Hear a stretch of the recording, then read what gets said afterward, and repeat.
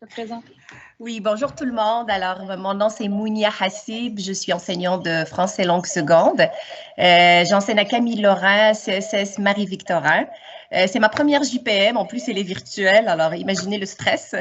Mais je remercie infiniment Karine Lachance de son accompagnement et aussi de sa confiance. Excellent. Merci, Mounia. Oui. Je suis Karine Lachance. Je suis ici pour la FGA pour la Montérégie. Donc, si je regarde ma liste, tout le monde est en Montérégie. Donc, c'est moi qui est responsable de votre accompagnement numérique à travers vos différents CSS. Suite à l'atelier, si jamais vous avez des besoins, des questions, vous pouvez communiquer avec soit votre membre de comité pédago numérique, votre conseiller pédagogique ou votre direction pour qu'on puisse organiser une petite rencontre, tout le monde ensemble, puis explorer différents outils et leurs utilisations pédagogiques. Alors, je vous partage de ce pas mon écran pour la présentation d'aujourd'hui.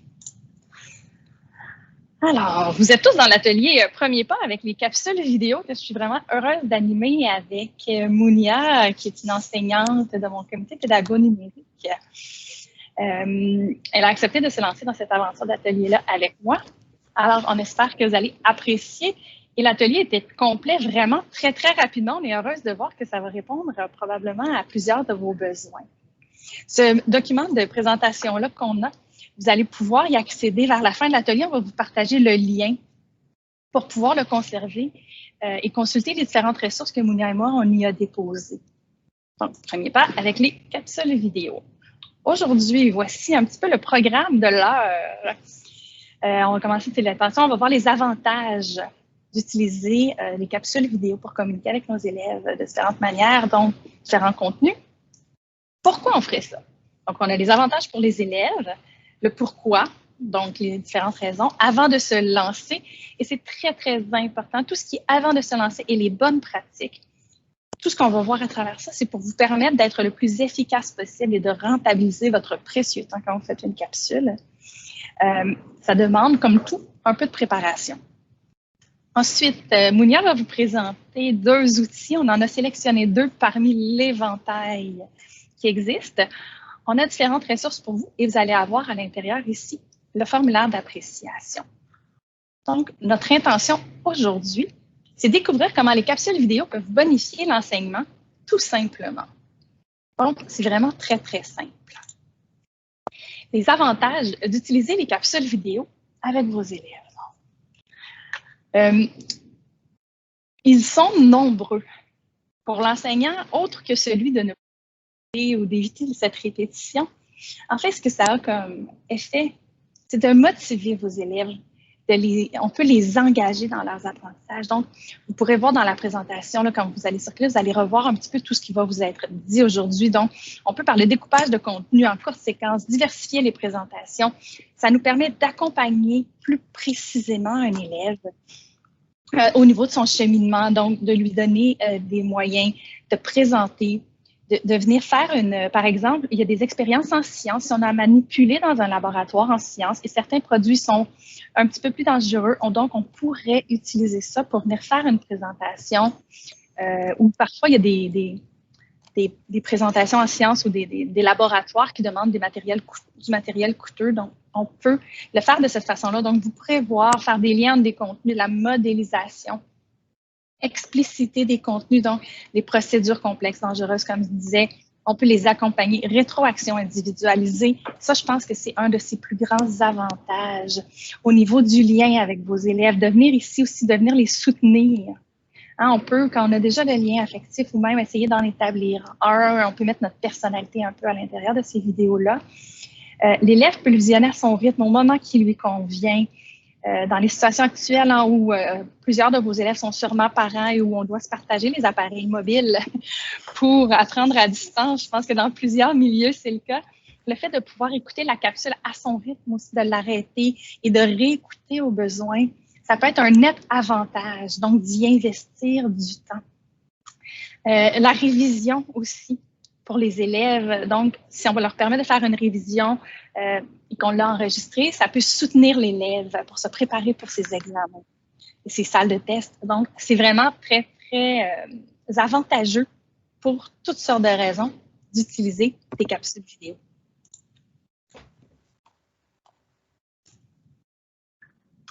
Mounia. Alors, alors Karine, moi je vais parler des intentions pédagogiques de la capsule vidéo. Pourquoi on utilise une capsule vidéo? Donc déjà, on s'entend du rôle de l'image pour rendre l'enseignement explicite. Hein. Le dicton dit « si une image vaut 1000 mots », alors imaginez une vidéo. Donc la vidéo viendra sûrement bonifier l'enseignement et en le rendant plus dynamique, plus concret et surtout c'est un enseignement qui passe par le texte, hein, les photocopies dans lesquelles nos étudiants se perdent souvent. Donc premier contexte d'utilisation, je pourrais l'utiliser dans un contexte d'introduction à un cours pour accueillir mes élèves hein, en début de session, début d'année, ça dépend de nos réalités. Je peux me présenter le cours, les domaines d'apprentissage. Je pourrais aussi lui présenter la plateforme que je vais utiliser, le guider là-dedans pour lui montrer où sont déposées les différentes ressources. Je pourrais aussi l'utiliser, en profiter aussi pour lui parler du code de vie, les consignes du cours.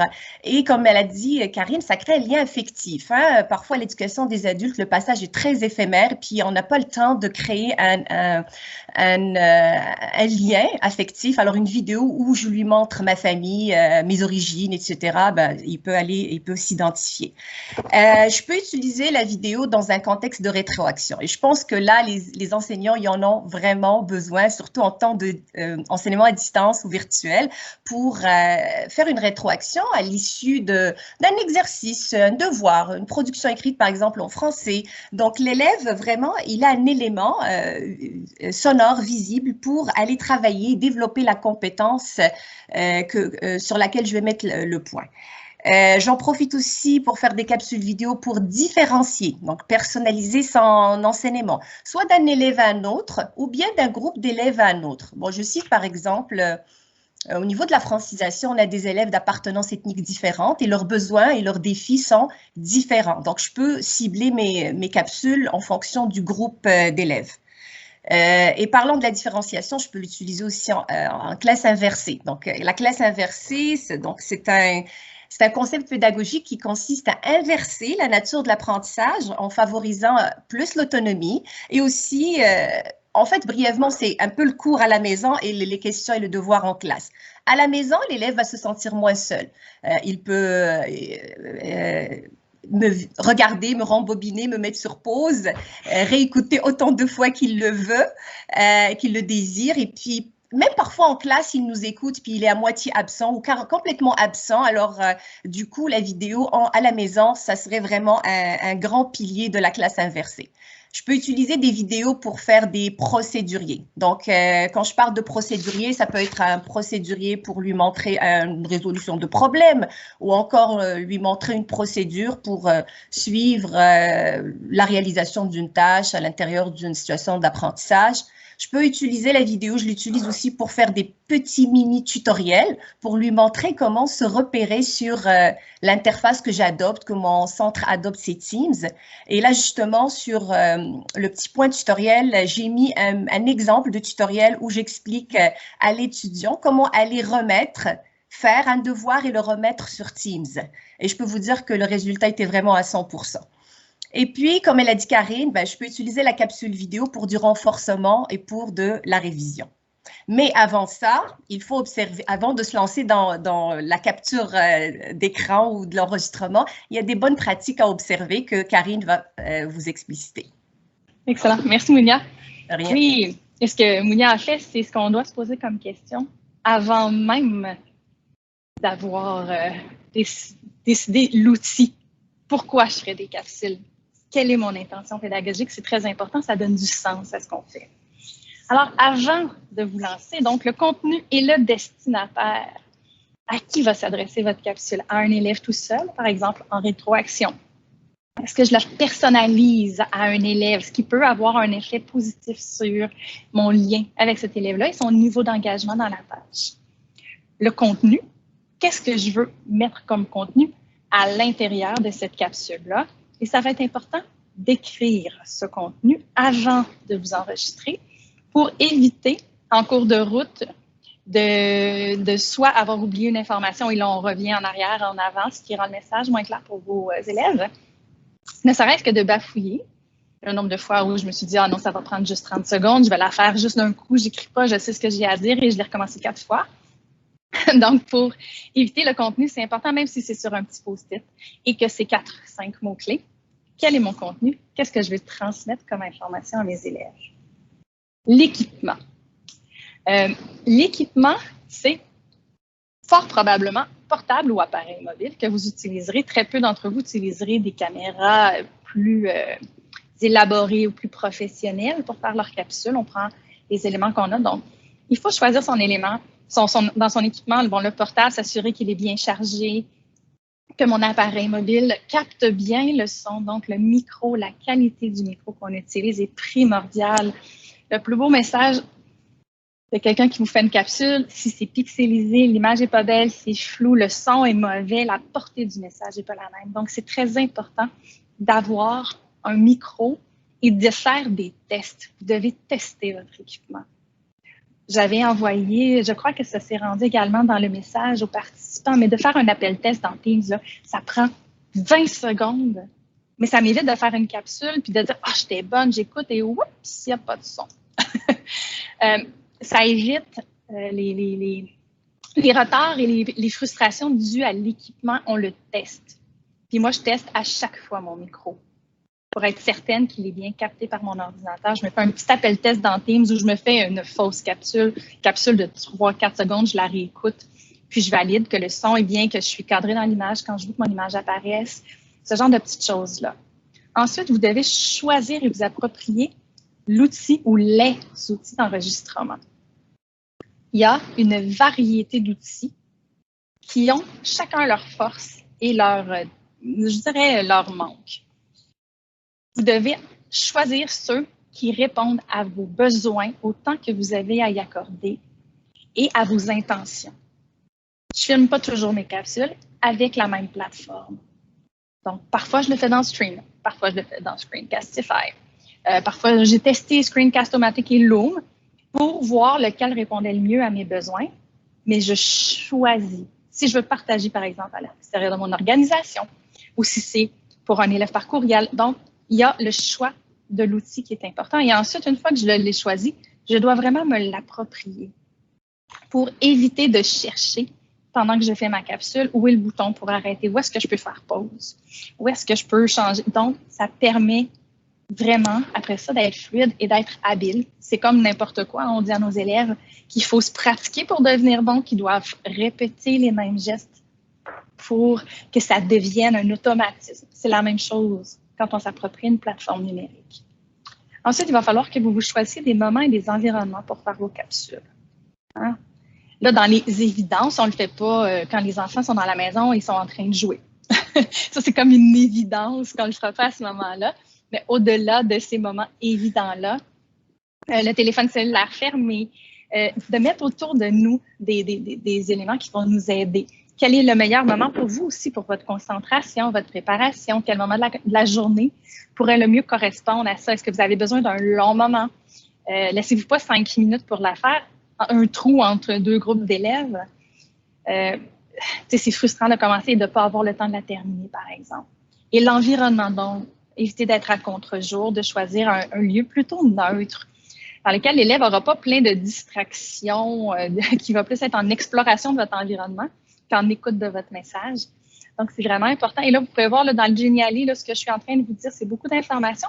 Et vous pourrez voir tout ça ici. Là. Dans le contenu destinataire, là, je l'ai mis en gras, préparer un scénario, ne serait-ce que quelques mots sur un post-it. Par contre, on va vous fournir, Mounia et moi, on vous fournit des outils pour vous aider à vous structurer. Là, vous allez pouvoir faire ça. Ensuite, c'est bien beau si j'ai fait ma capsule et que je n'ai pas décidé comment la partager ou où est-ce que je vais l'enregistrer. Je fais quoi une fois qu'elle est enregistrée, cette fameuse capsule-là? Donc, vous devez avoir déterminé à quel endroit vous allez enregistrer vos vidéos, que ce soit sur votre OneDrive, un YouTube non répertorié, par exemple, si on ne veut pas les rendre publics, on met un non répertorié, que ce soit dans Stream, que ce soit dans un Google Drive, vous allez devoir déterminer à quel endroit vous voulez stocker ces vidéos-là et surtout, organiser cet endroit-là. Quand j'ai 4-5 vidéos, ça va bien. Mais vous allez vite vous rendre compte qu'à faire des capsules, ça se fait quand même bien, ça se fait rapidement. Et là, j'en fais plein de capsules personnalisées pour mes élèves en rétroaction. Vous allez vous y perdre. Donc, c'est important, vous devez organiser votre espace de stockage nommer correctement vos vidéos, être très précis, vous choisir un moyen de les nommer pour les retrouver facilement et déterminer le meilleur moyen de partage. Et partager une vidéo à un élève seulement et partager une vidéo à un groupe, ben c'est pas la même chose. C'est pas le même lien de partage. Peut-être qu'il y en a que ça va être dans une conversation Teams ou un lien que je vais envoyer par courriel, mais le partage à un grand groupe, est-ce que je me fais une chaîne YouTube, une chaîne stream? Donc, comment mon élève va accéder à cette plateforme? Et dans Destinateur aussi, à la capsule qui était pour un seul élève ou pour un groupe d'élèves, va être structurée différemment. Donc, ça fait beaucoup de choses, mais une fois que les décisions sont prises, elles sont prises pour longtemps. C'est pas à chaque fois. On se prend comme des décisions en vrac, je vous dirais, là, puis on se dit, voici le meilleur environnement, par exemple, pour mes capsules, et c'est là que je m'installe. Les bonnes pratiques, scénarisées, puis toutes les personnes que j'ai consultées qui font des capsules vidéo et qui repassent en arrière des miennes pour que je les fasse valider quand certaines d'entre elles, dans des contextes précis, me disent scénariser, ça fait partie de ce qui doit absolument être fait. Donc, vous allez pouvoir retrouver, là, vous allez voir à l'intérieur de ça. Et si scénariser, ça peut être, comme vous voyez, là, un scénarimage. En fait, le scénarimage, c'est qu'est-ce qui va apparaître à l'écran, puis qu'est-ce que je dois dire pendant que ça, c'est là. Les petits bonhommes allumettes, ça fait très bien le travail. Hein? On n'a pas besoin un trait de crayon. On n'est pas en train de faire une œuvre d'art, on est en train de se faire un plan de match. Donc, c'est important. Vous allez avoir des exemples, vous allez avoir des tableaux de conception vierges, vous allez pouvoir les utiliser pour vous aider à au moins savoir à quoi vous devez réfléchir pour faire une bonne capsule. Adapter le ton. Celui-là, c'est vraiment selon votre destinataire. Vous devez parler avec dynamisme. C'est important. On se souvient tous d'enseignants qu'on a eus, peu importe, ou dans notre parcours, mais qui nous parlaient vraiment sur un ton très lent et très monotone et monocorde. Même si son contenu est extrêmement pertinent, très rapidement, on arrête d'être attentif. Donc, vraiment d'adapter son discours, donc être dynamique, le ton de la conversation.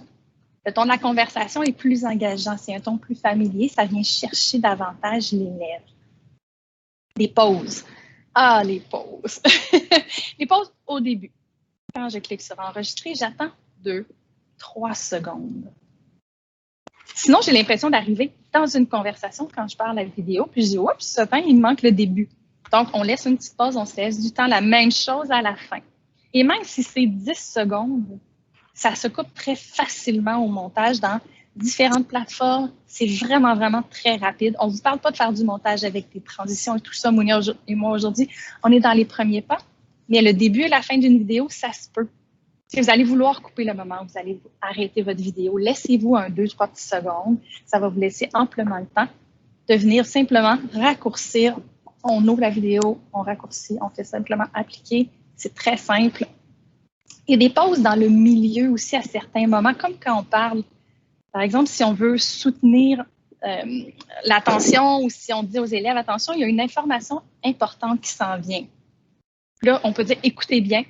Et là, on laisse le temps à l'école, à l'élève de faire, ah oui, attends, oh, ça va être important, et de se recentrer sur le message. Donc, des petites pauses à travers la capsule. Elles n'ont pas besoin d'être longues. Puis on se dit 2-3 secondes, non, ça c'est début et fin, mais de laisser des petits temps comme ceux-là à l'intérieur, ça permet aussi à l'auditoire un peu de respirer pendant la présentation. La durée, c'est une capsule, maximum 5 minutes. Puis elle devrait durer, ça c'est dans les bonnes pratiques. Donc, maximum 5 minutes. Si je dois avoir une capsule plus longue, le maximum ultime, c'est 10 minutes. Mais si je vous remets, mettez-vous sur YouTube à aller voir, par exemple, ou sur différentes plateformes, une vidéo ou un tutoriel que vous avez à regarder. Vous allez éliminer spontanément les plus longs. À moins qu'ils soient chapitrés, que la personne ait mis, par exemple, des marqueurs à l'intérieur de sa vidéo pour qu'on puisse accéder rapidement à différents contenus. Mais sinon, vous allez prendre des vidéos qui durent vraiment moins de 5 minutes et idéalement moins de 3. Donc, c'est vraiment très court, d'où l'importance d'avoir prévu le contenu pour être direct. Si la notion est complexe, on peut séparer le contenu en 2 capsules.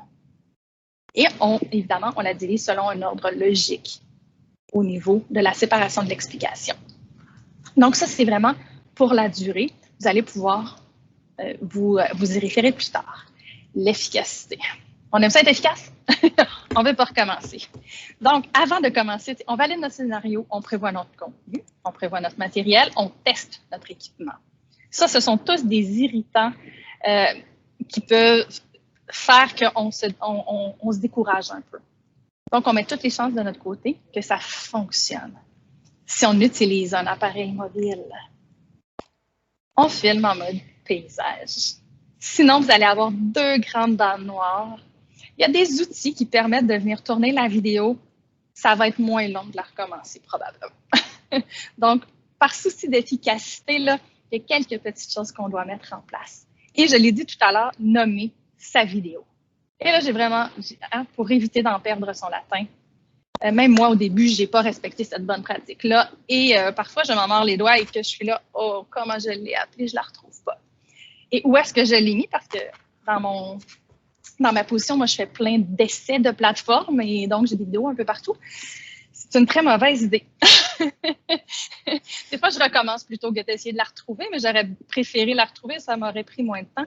Donc, je vous dis, prenez votre temps, nommez correctement vos vidéos, attribuez-leur des codes, des symboles, des sigles, une abréviation quelconque pour les nommer. Donc ça fait partie des bonnes pratiques. Avant de continuer, je vais vous mettre dans le clavardage le lien direct. Ceux qui ont un appareil mobile, ça va être le meilleur moyen pour vous, ça va être de scanner donc le code QR qui est là avec votre appareil photo, tout simplement. Et je vais vous partager un petit lien rapidement dans le clavardage ici, qui est le lien direct vers un Mentimeter dans lequel on vous pose une toute petite question. Et là, je vais vous le traverser ici et vous le présenter. Donc, ce qu'on veut savoir, c'est est-ce que vous avez déjà utilisé un enregistreur d'écran? Et là, oui, Mounia? Non, c'est correct. Je peux répondre aussi, hein, si tu veux. Vas-y. OK, je vais scanner. Absolument, vas-y, ça va me faire plaisir. Donc, vous pouvez répondre. Ah, on a déjà quelqu'un qui dit tous les jours. Il y en a qui me font un quoi. Mais c'est bon, vous êtes tellement dans le bon atelier. C'est bon, ça. Tu sais, qui me dit, j'en ai entendu parler. Ouais, il faut dire un petit peu. Là, hey, vous êtes dans le bon atelier. C'est ce qu'on va regarder avec vous aujourd'hui. Il y en a qui utilisent tous les jours. Bravo. Ça veut dire que vous avez déjà commencé à vous l'approprier. Même moi, je ne l'utilise pas tous les jours, Karine. Non, moi non plus. Je l'ai utilisé beaucoup dernièrement, mais pas tous les jours, effectivement.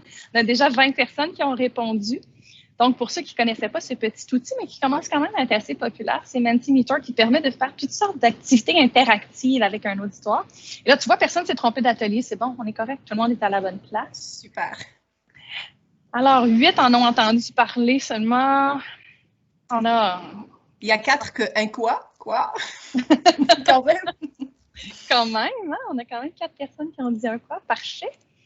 Donc, on va continuer. Je vais arrêter mon partage d'écran. Avant qu'on continue, est-ce qu'il y en a qui ont des questions? Vous pouvez poser dans le clavardage ou ouvrir votre micro. Non, je pense que ça va bien, Mounia, si tu veux. Oui. Tu peux poursuivre. C'est à moi.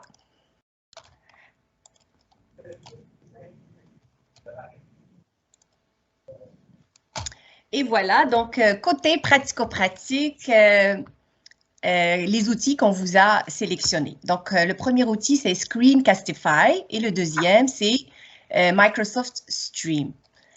Donc, je veux juste rappeler avant de me lancer dans la démonstration que j'ai mis tout ce que je vais dire présentement, il se peut que j'aille un peu vite par rapport au temps qui nous est alloué. J'ai fait un tutoriel justement.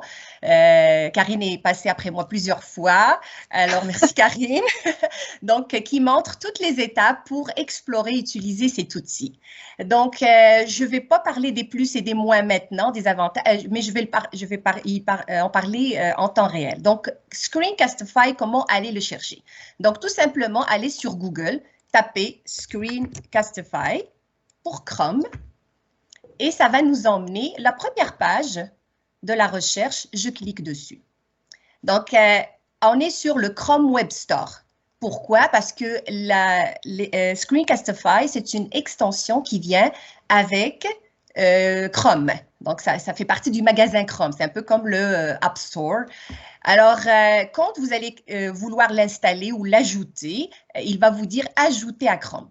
Donc, ici, dans mon cas, vous voyez que c'est supprimé parce que moi, je l'ai déjà. Mais quand vous allez vouloir l'installer, vous allez cliquer sur « Ajouter ». Et à ce moment-là, il va vous demander de vous authentifier avec une adresse Gmail. Ça prend absolument une adresse Gmail. Donc, si non, vous en avez... fait, Mounia, je vais rectifier, ça prend un compte Google. Oui, un compte Google, oui, c'est vrai, tu me l'avais déjà dit. Donc, un compte Google. Ben, si on ne l'a pas, on ne peut pas l'installer. Alors, c'est ça. Et puis, je vais passer par un petit processus accepter, accepter, autoriser. Et une fois l'installation terminée, ça vient se déposer ici dans la barre d'outils de Google Chrome. Donc, parfois, ça n'apparaît pas, hein, pas de panique. On va cliquer sur cette petite icône qui est sous forme de casse-tête et il va venir, on va le trouver. Bon, moi, j'ai beaucoup d'extensions et il faut l'épingler. Donc, si je le désépingle, il disparaît. Si je l'épingle, il apparaît. Donc, l'icône ressemble à ça. Puis, je clique dessus pour démarrer un enregistrement. Donc, à ce moment-là, ce que je vais faire, Karine, je vais fermer ma caméra pour disparaître un tout petit peu. J'en aurai besoin après pour l'extension. Donc, c'est ça, je clique dessus pour démarrer l'enregistrement. Et là, j'ai 3 possibilités. Donc, déjà en partant, il vous dit 5 minutes. Vous êtes limité à 5 minutes d'enregistrement et ça, c'est un petit inconvénient. Mais, à notre avis, Karine et moi, 5 minutes de capsule pédagogique, c'est largement suffisant. Parce que, comme elle a dit, on perd l'élève au bout de quelques minutes. Alors ici, j'ai 3 possibilités. Soit je m'enregistre seulement moi-même avec la caméra, ou je choisis une fenêtre, si je veux enregistrer seulement la fenêtre où je suis présentement. Ou moi, je choisis toujours le bureau. Pourquoi? Parce que si je change de fenêtre, ben, ça va me suivre. Hein. Tout ce qui s'enregistre, ce que je montre, il va apparaître dans mon enregistrement. Le microphone est intégré par défaut et je peux choisir d'intégrer ma caméra. Et là, ma caméra va apparaître en bas et je choisis « Record ». Donc, bon, voilà, vous me voyez. Donc là, c'est encore, on vous demande 2 possibilités. Une fenêtre, on vous rappelle si vous voulez choisir la fenêtre ou l'intégralité de votre écran. Donc, moi, je choisis l'intégralité et pour commencer l'enregistrement, je clique sur « Partager ». Alors, je ne sais pas si vous entendez, il y a eu un petit bip, un petit décompte et là, ça enregistre. Comment je peux savoir que ça enregistre? C'est un peu déroutant au début. Regardez un petit peu le cercle rouge qui apparaît. Et là, ça enregistre hein, tout ce que je dis. Hein, et si je change, par exemple, de page, si je m'en vais sur une autre page, par exemple, donc tout ça, ça va s'enregistrer. Puis là, si j'ai envie d'arrêter, ben, il faut juste venir ici. Je clique sur « Arrêter » ou bien je peux arrêter le partage ici. Voilà. Alors, ce que j'aimerais rappeler, c'est qu'on a des outils d'annotation. Ça, c'est intéressant avec Screencastify. C'est que je peux, par exemple, venir, je peux souligner. Hein, si je ne suis pas contente, ben, je peux venir effacer. Je peux effacer tout d'un coup en cliquant sur ça. Je peux mettre ma souris en surbrillance pour mettre l'accent sur un espace précis sur ma présentation. Voilà, donc moi je trouve que c'est un outil assez quand même intéressant parce que quand on partage son écran, la souris elle se rapetisse et aussi parfois l'élève ne voit pas où est-ce qu'on clique. Donc voilà, disons que j'ai terminé ma vidéo, je viens arrêter le partage ou je vais cliquer ici sur Stop. Alors, regardez ce qui arrive, automatiquement, Google Drive est en train d'enregistrer ma vidéo. Parce que quand je crée un compte Google hein, avec Screencastify, donc ma vidéo, elle se dépose automatiquement dans un dossier que Google va lui permettre. en fait, Google va héberger ma vidéo. Donc, ici, ma vidéo, je peux l'écouter. Ici. Donc, voilà, je peux réécouter ma vidéo. Je peux changer de nom. Et là, c'est important. Karine, elle insiste beaucoup sur bien renommer la vidéo. Donc, je peux l'appeler test, JPM, parce qu'elle va aller se déposer après. Je veux la garder comme souvenir. Ensuite, et là, c'est très intéressant comment je peux partager ma vidéo. Donc, ici, j'ai plusieurs possibilités de partage. Premièrement, je peux copier seulement le lien et l'envoyer à mon étudiant. Je peux la partager sur Google Classroom si vous utilisez bien sûr cette interface. Si vous utilisez Edpuzzle, pour ceux qui ne le connaissent pas, donc c'est une application web qui permet de faire de la compréhension orale, d'intégrer des questions à une vidéo. Si vous utilisez Wakelet, on a même plusieurs options.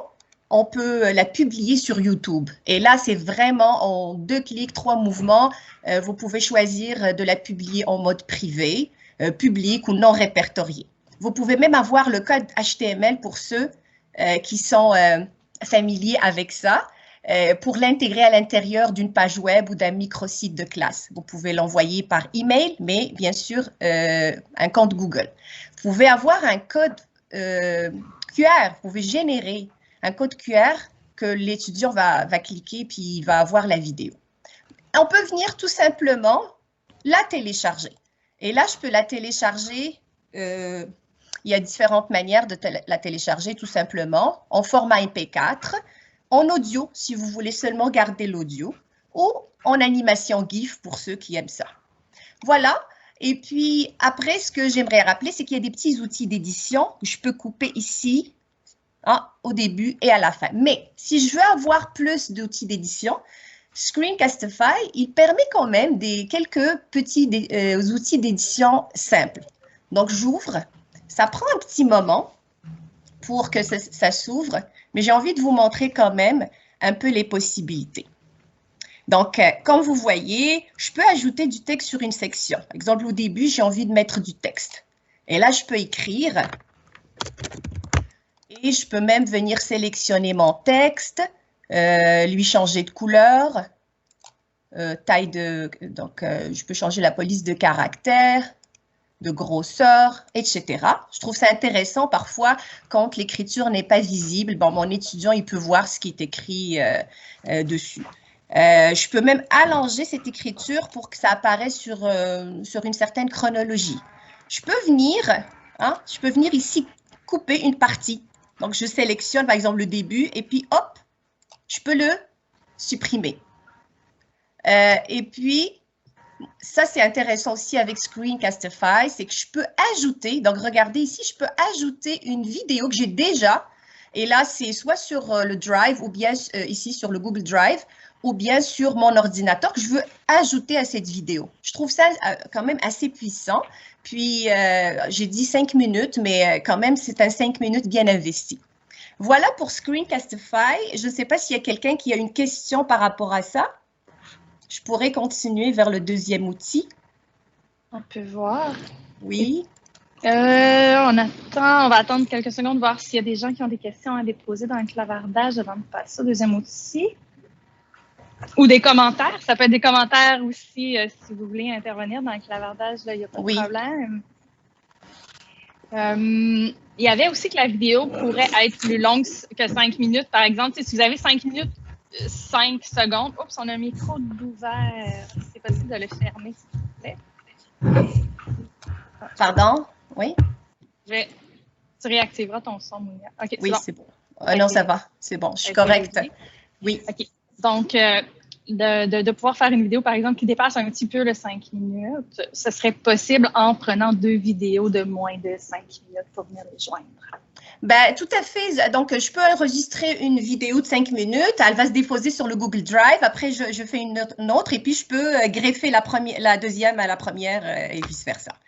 Voilà, donc, s'il n'y a pas de questions, s'il n'y a pas de commentaires, je pourrais passer au Oui, absolument. Tu as même un petit peu plus de temps que ce qu'on avait prévu. Oui, je voulais aller tranquillement.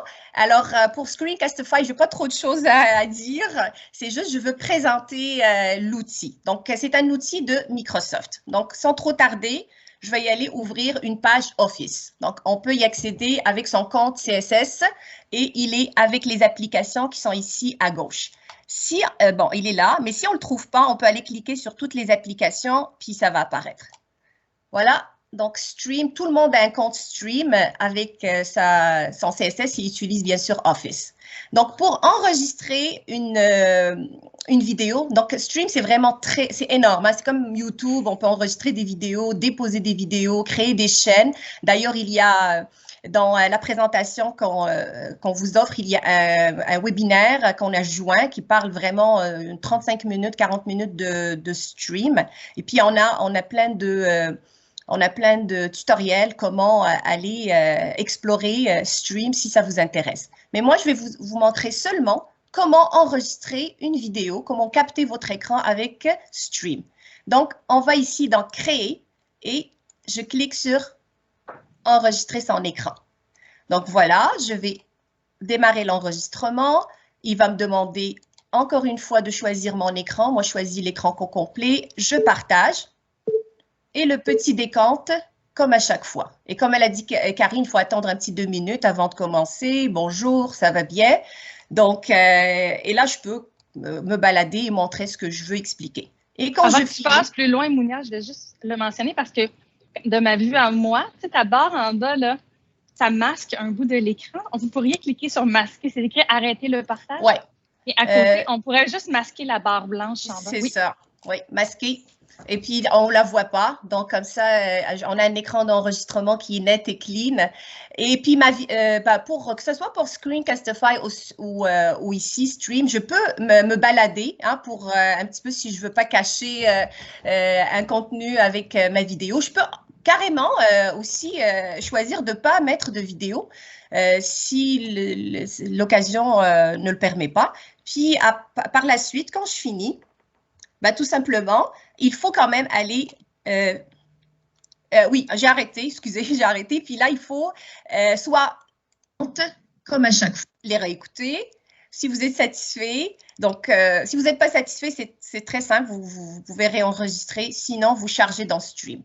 Et puis à ce moment-là, donc on vous demande de renommer, bien évidemment. Et par la suite, ça va se déposer sur votre contenu. Je vais vous montrer où aller chercher votre vidéo. Donc, attends, ici… Mounia, elle a décoché quelque chose. Mounia, j'aimerais que tu parles de t'as décoché en rouge. En fait, c'était pour la rendre publique pour toute l'organisation. C'est important. Si vous voulez la garder privée pour vous, cette vidéo. Je vais le montrer. Oui, je vais le montrer tout à l'heure pour si jamais ils oublient de le cocher ou le décocher, comment y aller pour la modifier. Donc, dans mon contenu, donc je trouve toutes mes vidéos. Puis là, j'en ai ici plusieurs. D'accord? Donc, je peux choisir première vidéo. Donc, ça, c'est mon tutoriel.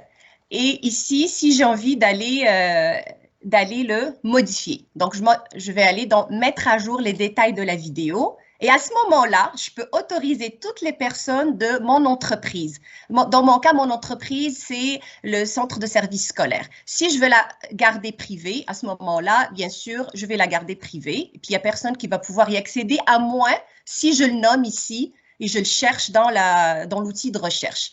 Ce qui est intéressant avec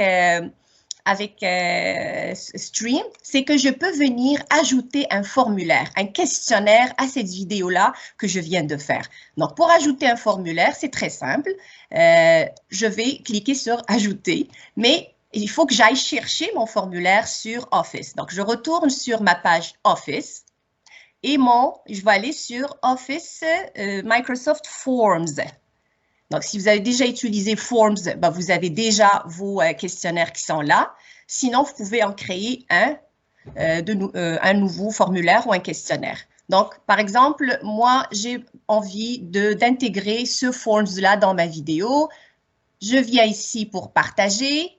Je copie le lien de partage et je reviens sur ma vidéo et je vais le coller ici. Et bien sûr, je vais le nommer.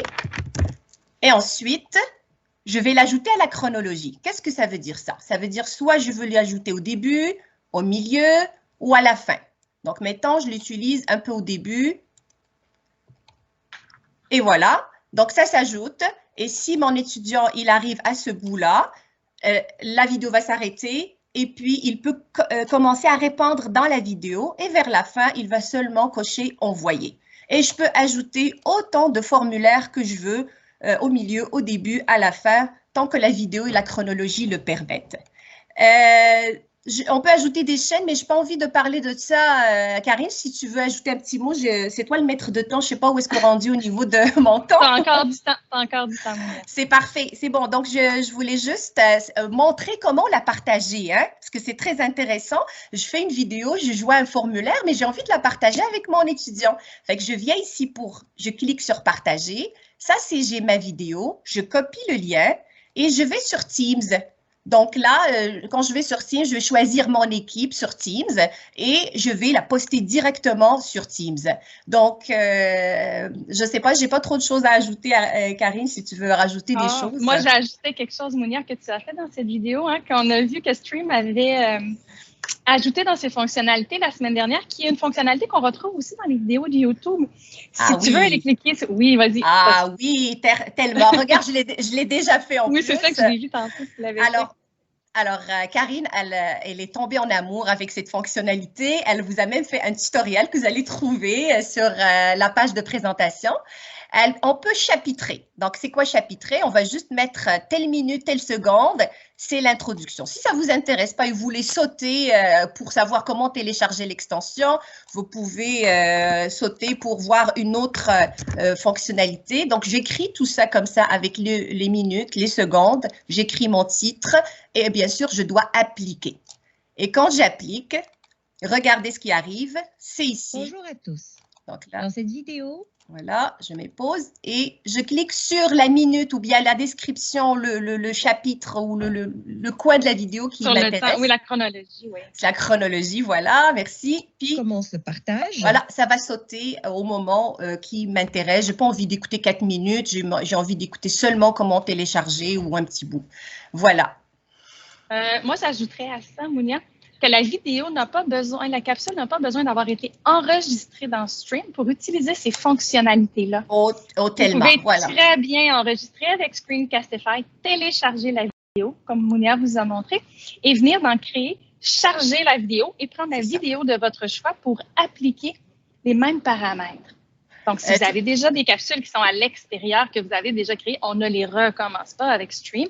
Et le temps maximum de Stream, c'est 15 minutes, ce qui vous laisse plus de jeu. C'est ça, alors, ouais, c'est ça, non, mais c'est ça, on vient charger la vidéo. D'ailleurs, dans mon contenu, j'ai des vidéos que j'ai chargées. Regardez ici, cette vidéo, c'est pas moi qui l'ai faite, c'est une collègue pour fêter le départ d'une autre collègue. Puis moi, je l'ai téléchargée j'ai chargé sur Stream, je l'ai partagée à toute mon école, mon centre. Voilà. Rogner, Mounia. On va faire oui, c'est vrai. On va voir parce que là, j'étais en train de voir, je dis, qu'est-ce qu'on oublierait de Stream? Très bien. Donc, je reviendrai sur ma vidéo ici. Et là, j'irai… rogner, j'aurais pu le faire… dans cette vidéo. Tout à l'heure, quand j'ai arrêté, j'aurais pu rogner. Donc, rogner la vidéo. C'est très intéressant. Et là, vous avez vu que Mounia va beaucoup sur les 3 petits points. Pour ceux qui ont déjà assisté à mes webinaires, je vous dis, Microsoft cache des petits trésors dans les autres actions, dans les pages. Allez fouiner des fois. Oui.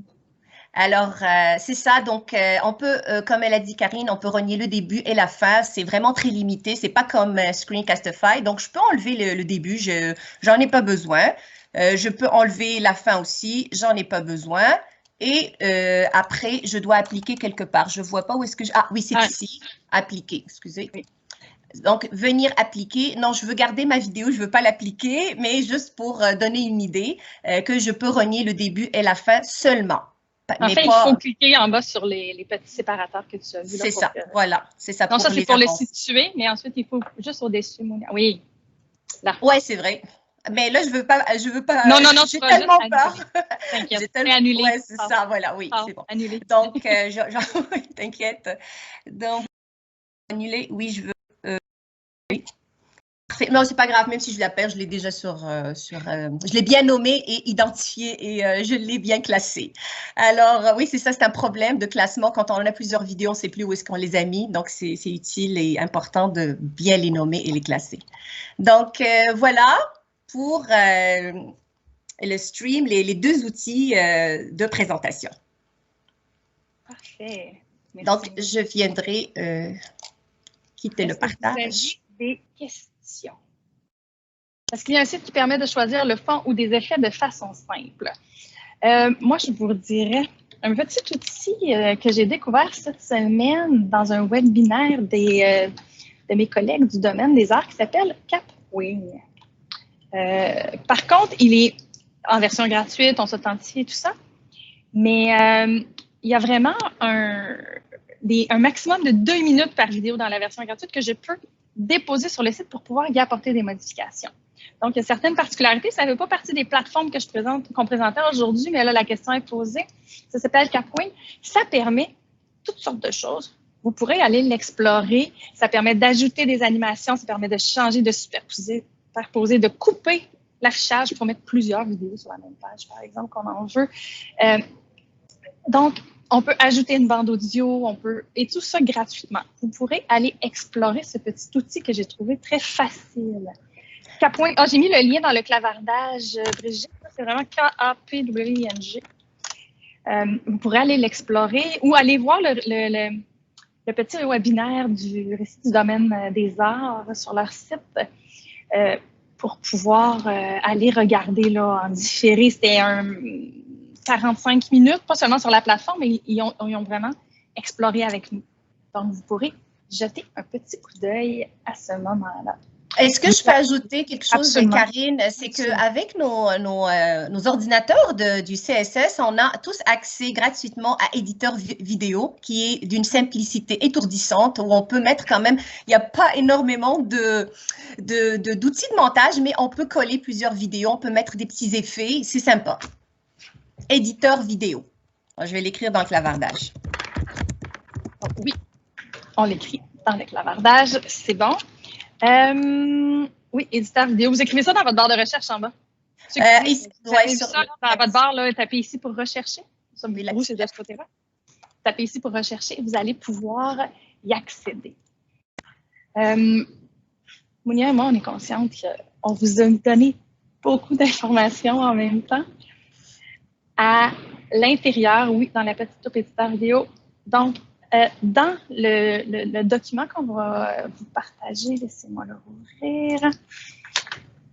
Ici, vous allez trouver les ressources dont on vous a parlé aujourd'hui, des tutoriels, des webinaires, des aides-mémoires. Vous allez avoir à l'intérieur, avant de se lancer, vous allez avoir des pages à télécharger. Dans l'onglet ressources, vous allez voir, là, il y a une page marquée ressources au début. Vraiment, vraiment dans notre ordre du jour.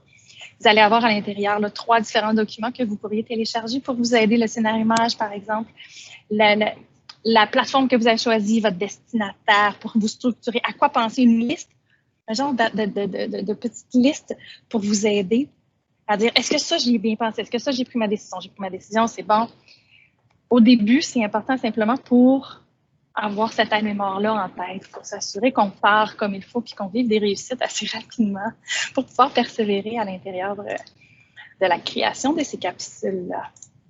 Je ne sais pas, Karine, si tu veux repartager ton écran, peut-être il y a des personnes qui ne sont pas familières avec Genially, mais ça a l'air que tout le monde est allumé dans cet atelier-là, juste pour montrer un peu les petits hyperliens. Oui. Là, vous n'avez pas encore les documents déposés dans les ateliers. Je vais vous montrer comment accéder. Ça, c'est un Genially, c'est une plateforme extraordinaire pour présenter des différents documents. Là, je vais aller, par exemple, sur les pages, j'en utilise une, la prochaine, où il y a beaucoup d'informations, puis on dit, ouais, mais comment je fais pour savoir s'il y a de l'information sur la page? Je ne vais pas cliquer partout. Vous avez tellement raison, on ne va pas cliquer partout. En haut à droite, vous avez une toute petite main qui vous demande, qui vous permet d'afficher les éléments interactifs de la page. Donc, quand je clique sur cette main, vous voyez apparaître tous les éléments interactifs de la page, donc tous les endroits où il y a de l'information supplémentaire. Parfois, il faut cliquer, parfois, il faut survoler, parfois, ça peut ouvrir un lien, vous rediriger vers une page. Il y a différentes possibilités. En fait, c'est selon la personne qui a bâti le document. Donc, vous voyez ici divers moyens de partage de la vidéo, les informations complémentaires. Donc, l'avantage de ça, c'est que ça évite visuellement de surcharger. On met les grandes lignes et à l'intérieur, vous allez venir trouver d'autres détails et vous allez pouvoir avoir des images et ça permet même, comme vous voyez ici, d'avoir une vidéo qu'on peut regarder directement dans l'interface. Donc, vous allez pouvoir naviguer à l'intérieur de ça et vous allez tout avoir. Par exemple, si je retourne ici au début, donc on y retourne, vous allez voir dans les ressources, si on clique, vous allez voir aide-mémoire à télécharger. On les a vraiment mis dans les premières pages pour que vous n'ayez pas à défiler partout. C'est sûr que toutes les ressources ne sont pas à cet endroit. Certaines vont devoir être consultées dans la page où elles ont été déposées. Mais ce qui était vraiment à télécharger a été mis ici. Donc, avant de se lancer, si vous cliquez, ça vous ouvre une copie en lecture seule que vous pourrez copier. Donc, vous enregistrez une copie dans votre OneDrive et vous pourrez simplement vous dire, OK, parfait, cibler son intention. Et vous allez avoir des petites cases à cocher. C'est tout ce que vous allez avoir à faire. Donc, ça va être facile pour, là, j'essaie de le faire parce que j'essaie d'aller trop vite, ça ne fonctionne pas, mais vous allez pouvoir cocher les cases. Vous allez avoir, par exemple, le destinataire, les détails de votre vidéo, votre intention, tout ce que vous avez retrouvé aujourd'hui dans le tutoriel, contenu. Donc, vous allez voir un autre lien avec un tableau de conception vierge à côté que vous allez pouvoir utiliser pour votre contenu. Les destinataires, donc un large public pour tous, vraiment public, pas juste votre organisation. Vos aspects logistiques, techniques, le lieu, le moment, l'outil à privilégier pour ce type de capsule, où est-ce que vous allez déposer, l'organisation de l'espace de sauvegarde, accès par les destinataires. Donc, la majorité des questions qu'on a abordées aujourd'hui, vous allez retrouver un aide-mémoire à l'intérieur, ici. Donc, on est là, ici. Donc, vous allez pouvoir voir les tutoriels de la classe inversée dont Mounia a parlé tout à l'heure, Stream. Vous allez avoir également des sources d'informations fiables. Hein, on le dit, hein, c'est important d'aller chercher des sources d'informations fiables. Donc, vous avez des informations de l'Université Laval sur les capsules narrées, donc ce qu'on vous a présenté aujourd'hui, et des bonnes pratiques également en lien. Donc, vous avez tout ce qu'il faut pour vous lancer. Et tout ça. Donc, on retourne, attends un petit peu. Vous allez aussi tantôt avoir le formulaire d'appréciation pour notre atelier. Je vais retourner plus loin dans la présentation. Il nous reste une petite activité à faire avec vous. Elle est sur la page. Le récapitulatif, c'est vraiment l'aide-mémoire, édition si nécessaire, le dépôt, le partage. Et maintenant, donc, ceux qui ont un... ceux qui ont un appareil mobile, je l'explique. J'écoute Mounia rire, ça me déconcentre. C'était mon... C'est bon, j'arrête de rire. Mais non, c'est drôle. Mais non, absolument pas, Mounia. Je vous mets le lien dans le clavardage, donc pour ceux qui voudraient cliquer pour que ça s'ouvre dans le navigateur. Dernière toute petite activité pour vous faire participer, que je vous amène ici. Et, oups, ça n'a pas traversé au complet. On recommence. Donc, je vous présente ça. Quel sentiment représente le mieux ce que vous ressentez maintenant face à la création de capsules vidéo? Et là, vous avez le droit de mettre plusieurs réponses. C'est la beauté de celui-ci. Tout à l'heure, vous n'aviez le droit que de choisir une seule option parce que c'est ce que j'avais décidé. Et là, celui-ci, je vous ai permis, vous pouvez voter plus qu'une fois parce que ça se pourrait que vous vous retrouviez entre deux. Donc, je trouve ça intéressant. OK, Zen et en confiance, je trouve ça intéressant. Ça me rassure de savoir que vous faites, c'est bon, c'est positif en tout cas. Je trouve ça positif de voir vos commentaires. J'ai hâte d'essayer, Geneviève qui nous dit ça. Je lis, merci pour toutes ces magnifiques. Mais ça nous fait plaisir, Mounia et moi, on était heureuses de vous partager ces informations-là. On a beaucoup exploré de plateformes avant de faire notre choix. Là, on en a choisi deux, mais on a vraiment exploré d'autres plateformes. Certaines, dernièrement, ont apporté des changements, donc on a décidé de ne pas vous les présenter. Là. On a quand même 23 personnes qui ont répondu. Merci de participer. Il y en a qui se posent des questions en réflexion. Absorber l'information. On était conscients que c'était beaucoup d'informations cet après-midi pour vous. Zen et en confiance, quand même, je suis heureuse, drôlement heureuse d'avoir qu'il y a quand même 9 personnes. Personne dit qu'il va être un pro. Ah! Oh, wow. Il y a quelqu'un qui se pose la question. Je vais publier le document de Geniali à l'instant. Et voilà, vous pouvez avoir accès au document Genially avec tout ce qu'on vient de vous présenter. Il y a beaucoup de tutoriels pour les personnes qui se sont senties un peu dépassées. Je peux vous avouer que le premier webinaire auquel j'ai assisté, moi aussi, j'étais vraiment déroutée. J'ai pu regarder Karine Lachance pendant des heures, la mettre sur pause, répéter, regarder toutes les ressources qui se cachent dans les hyperliens. Et avec le temps… Tu as quand même accepté, tu n'étais pas tannée de me voir, tu as quand même accepté d'animer avec moi. Non, pas du tout. Alors, je riais. Pourquoi je riais tout à l'heure? Parce que le premier webinaire, c'était les Mentimeter de Karine avec les GIFs animés. Et j'utilise ça vraiment à l'abondant avec mes étudiants, ils adorent. Je vais vous mettre dans le clavardage le formulaire d'appréciation. Il y a de la journée au complet. Il y a aussi notre atelier. Mounia et moi, on aimerait bien recevoir vos commentaires pour pouvoir s'ajuster si on le redonne ensemble, parce que j'apprécierais vraiment de le redonner avec Mounia. Donc, vos commentaires constructifs pour qu'on s'ajuste et voir comment on pourrait s'améliorer à l'intérieur de notre animation. Ça nous a fait plaisir de vous avoir avec nous cet après-midi. Mounia, si tu veux. Écoute, moi, je suis en train de regarder s'il y a des questions. Il y a juste des gentils commentaires. Merci beaucoup tout le monde pour vos encouragements. Honnêtement, moi, bon, Karine, elle a fait 420 webinaires à date. Moi, c'est mon premier. Alors, je vous remercie infiniment pour vos encouragements. C'est vraiment je suis touchée. Ça me fait plaisir.